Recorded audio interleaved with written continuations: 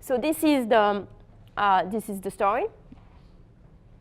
So a staple food that constitutes a large part of the budget, like potato for Irish famine, or the example they have in China, or what?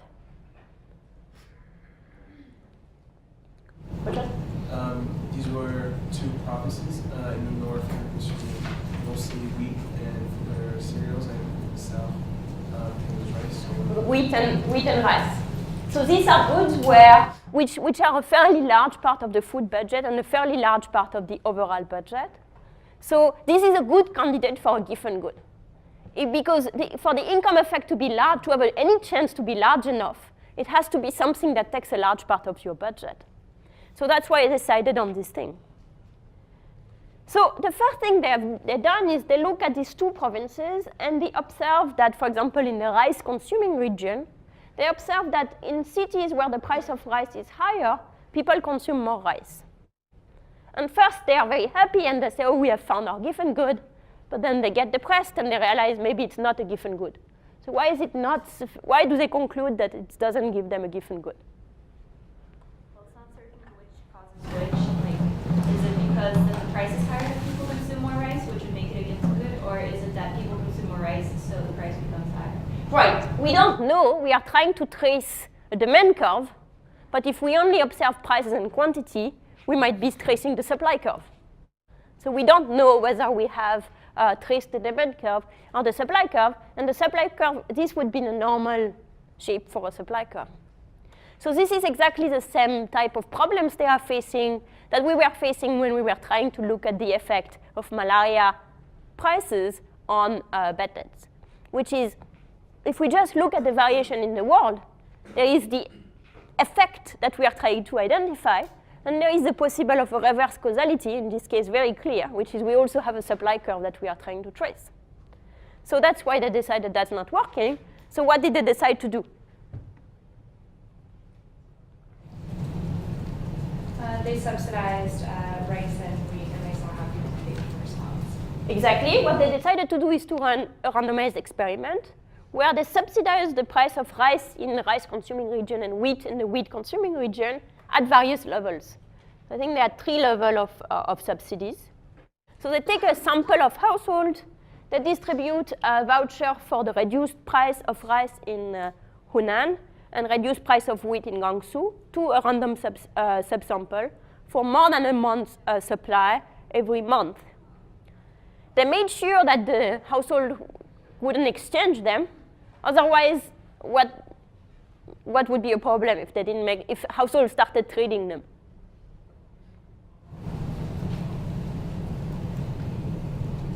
Does that change the demand? Exactly. In particular, if you try to reduce the price, but if you give voucher and people start exchanging them, think of food stamp.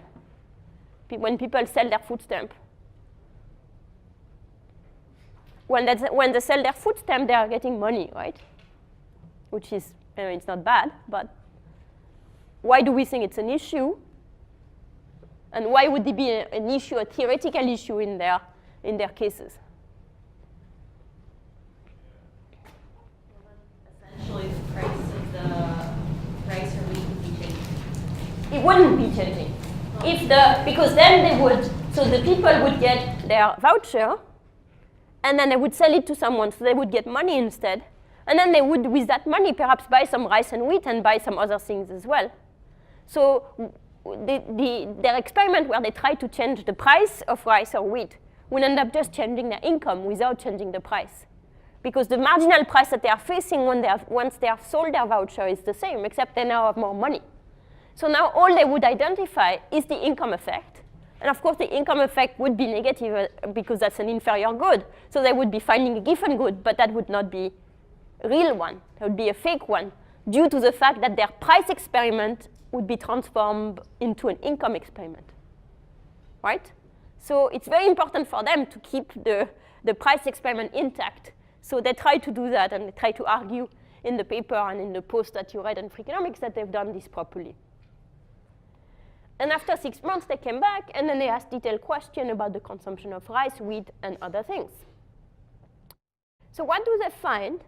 So I'm going to show you the regression table. which gives us the results directly and explain to you what's in the regression table. So it's a long table, but for now, focus on the first column. So what they regress is the percent increase in rice consumption over the percent subsidy.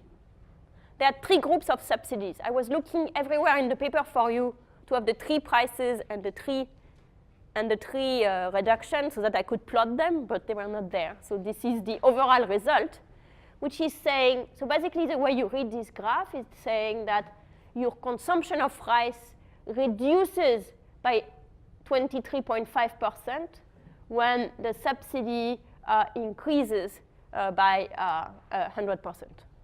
So it's directly a percentage over percentage. So your consumption of rice reduces by about a quarter of the in percentage over a quarter of the reduction in price. So the important thing here is, of course, that it's negative.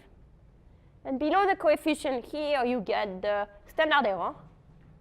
So the coefficient is 0.235. The standard error is 0.14. If you divide by the other, you get the familiar t statistics.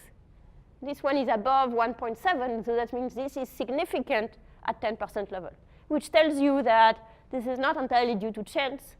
This negative is not like some fluke. It is something which is indeed significantly different from 0. So that's what they find for Hunan. And then they find the opposite for seafood, where the elasticity of seafood consumption with respect to the price of rice is very positive.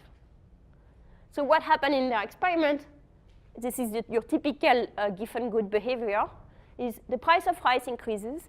That increases because rice is such an important part of your budget, it amounts to an increase in your income. And because of this increase in your income, you feel that you can now get more of your calories from shrimps and fewer from food. So that's for Hunan.